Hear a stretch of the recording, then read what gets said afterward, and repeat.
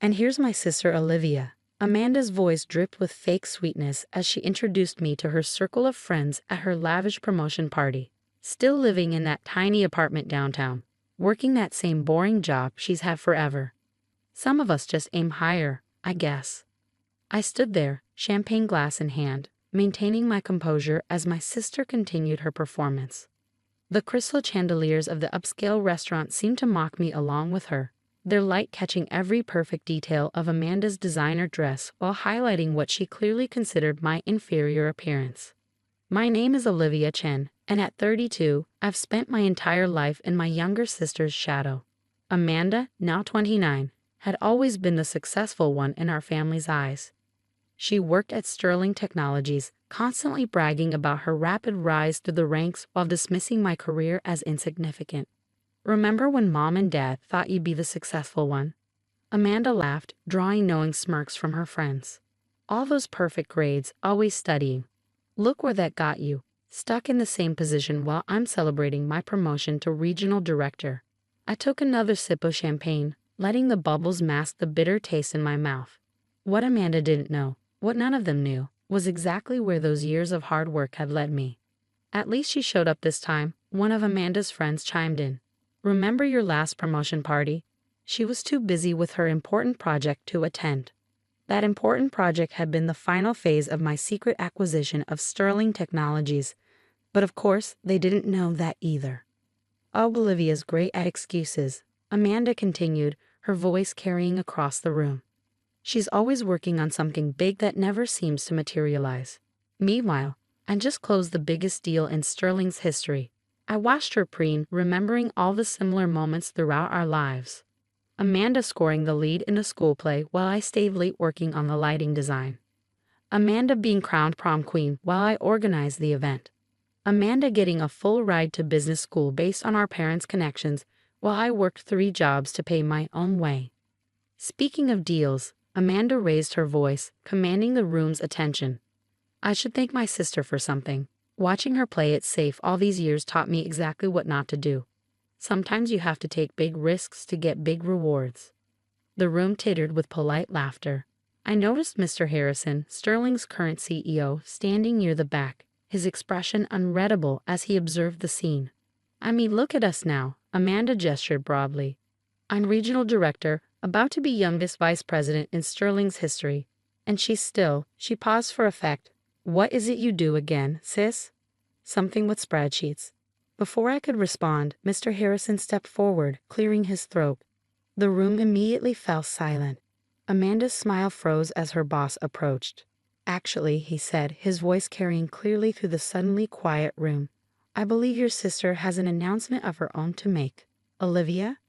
I set down my champagne glass, straightening my simple but elegant blazer. The moment I'd been working toward for 5 years had finally arrived. Thank you, James, I said, watching confusion spread across Amanda's face at my casual use of the CEO's first name. I suppose now is as good a time as any to share the news. I stepped forward, feeling the weight of every eye in the room. Amanda's perfectly manicured hand tightened around her glass as I moved to stand beside Mr. Harrison. You see, Amanda, those spreadsheets you mentioned, they were part of something bigger, much bigger. I paused, savoring the moment. As of next Monday, I'll be taking over as CEO of Sibling Technologies.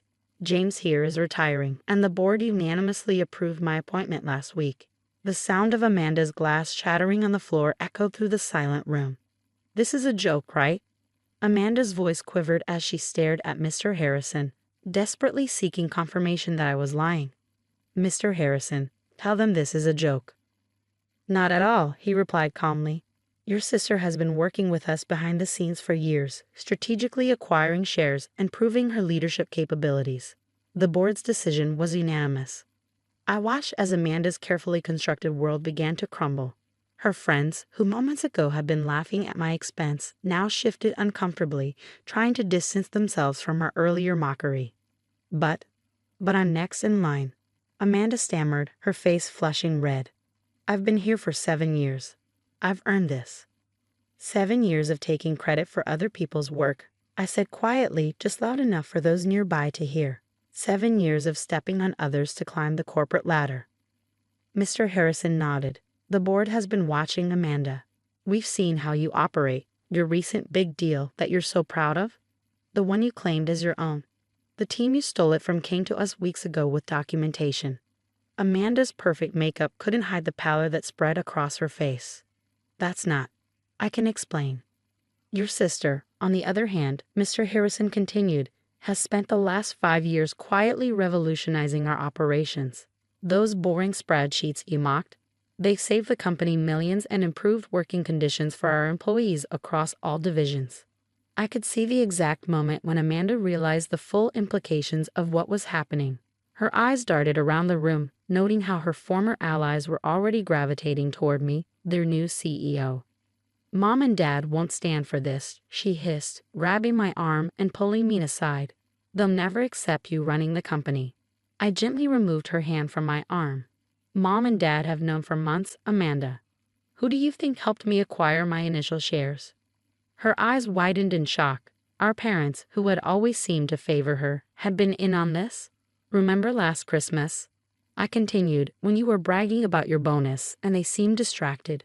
They were signing the final paperwork to transfer their shares to me. But they always supported me, Amanda whispered, more to herself than to me. They supported both of us, Amanda. You were just too busy competing to notice. Mr. Harrison stepped forward again, his expression stern. Given the recent discoveries about your conduct, Amanda will need to discuss your position with the company on Monday. The crowd that had gathered to celebrate Amanda's promotion was now witnessing her potential downfall. The irony wasn't lost on anyone. You can't do this, Amanda said, her voice rising. I've given everything to this company. No, I corrected her, you've taken everything you could from this company. There's a difference. I turned to address the room, slipping naturally into the role of CEO. Everyone, please enjoy the rest of the evening. There's much to celebrate, not just changes in leadership, but the bright future ahead for Sibling Technologies. As conversations slowly resumed and people began to mill about, Amanda stood frozen, watching her carefully cultivated image dissolve. Her designer dress and perfect hair couldn't mask the defeat in her posture. One of her friends, or former friends, I suppose, approached me with a business card. I have some ideas for improving our department's efficiency, she said, pointedly ignoring Amanda. Would you have time to discuss them next week? Of course, I replied, accepting the card. My door is always open to innovative ideas. More people began approaching me, each eager to introduce themselves to the new CEO. From the corner of my eye, I saw Amanda slip away toward the exit, her grand promotion party becoming my impromptu welcome celebration. Mr. Harrison touched my elbow gently. I know you'll do great things for Sibling, Olivia. Your sister's party seems like the perfect place to announce the change. Poetic justice, wouldn't you say? I smiled, remembering all the parties and family gatherings where Amanda had belittled my choices and mocked my career path. Sometimes the best success is the kind no one sees coming. The following Monday, I'd arrived at Sibling Technologies headquarters early, well before most employees would start their day. The security guard did a double take as I walked through the lobby. News of the leadership change hadn't reached everyone yet. My new office on the top floor offered a spectacular view of the city skyline.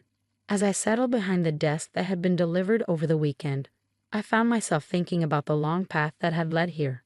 A knock at the door interrupted my thoughts. It was my parents. We brought you something, Mom said, holding up a framed photo. It was from my college graduation, me in my cap and gown, beaming at the camera while holding my business degree.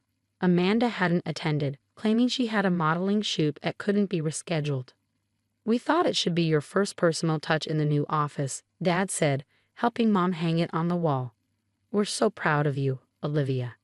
Even though it meant keeping secrets from Amanda, I asked, voicing the question that had been nagging at me. Mom sighed, turning to face me. Your sister needed to learn that success isn't about putting others down. Maybe this will finally teach her that lesson. Before we could discuss it further, my assistant knocked to inform me that Amanda had arrived and was demanding to see me. Send her in, I said, squeezing Mom's hand reassuringly. You might want to give us a moment alone. My parents nodded, heading for the door just as Amanda burst in. She stopped short at the sight of them. You knew, she accused. All this time you knew and you didn't tell me. We raised both our daughters to be successful, Dad said firmly. We just didn't expect you to define success as stepping on others. They left, closing the door behind them. Amanda stood there, looking smaller somehow in her expensive suit, her perfect facade cracking. "You're really going through with this?"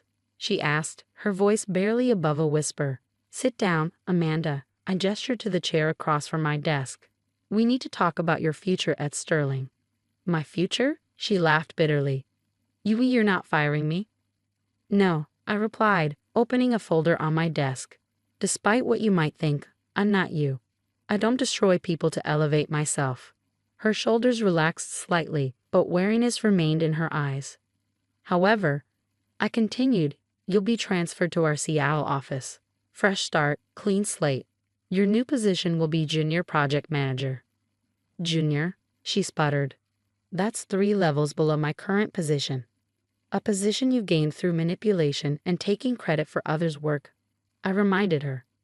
"You'll have the opportunity to earn your way up, legitimately this time." She slumped in her chair, the fight leaving her. "Why aren't you just firing me?" "Because you're my sister, Amanda, and because I believe everyone deserves a chance to learn from their mistakes." For the first time in years, I saw a glimpse of the sister I used to know, before competition and jealousy had twisted her. "I don't know if I can do this," she admitted quietly. "You can," I assured her. "You have real talent, Amanda. You just need to learn to use it to lift others up instead of pushing them down." 6 months later, I received my first report about Amanda's progress in Seattle. She had started a mentoring program for new employees, earning genuine respect from her team. Her latest project had come in under budget and ahead of schedule, all properly credited to the entire team. During our monthly family dinner, Mom showed me a text from Amanda. She had invited a junior colleague to share the presentation spotlight for their upcoming client meeting. "She's learning," Mom smiled, squeezing my hand. "Baby steps," I agreed. The following week, an email arrived from Amanda. "Sis, I owe you an apology. Actually, I owe you about 1,000 apologies. But mostly, I owe you a thank you. You could have destroyed me, but instead, you showed me a better way to succeed. My team just landed a major contract, and for the first time, the victory feels real because I earned it. I'm proud to be your sister. Love, Amanda." I smiled, pinning the email to my board alongside that college graduation photo. Sometimes the best revenge isn't about getting even. It's about showing others how to be better. Looking out over the city from my office window, I thought about how success comes in many forms. For me, it wasn't just about becoming CEO. It was about maintaining my integrity while helping others, even those who had hurt me, find their own path to genuine achievement. And that perhaps was the greatest victory of all.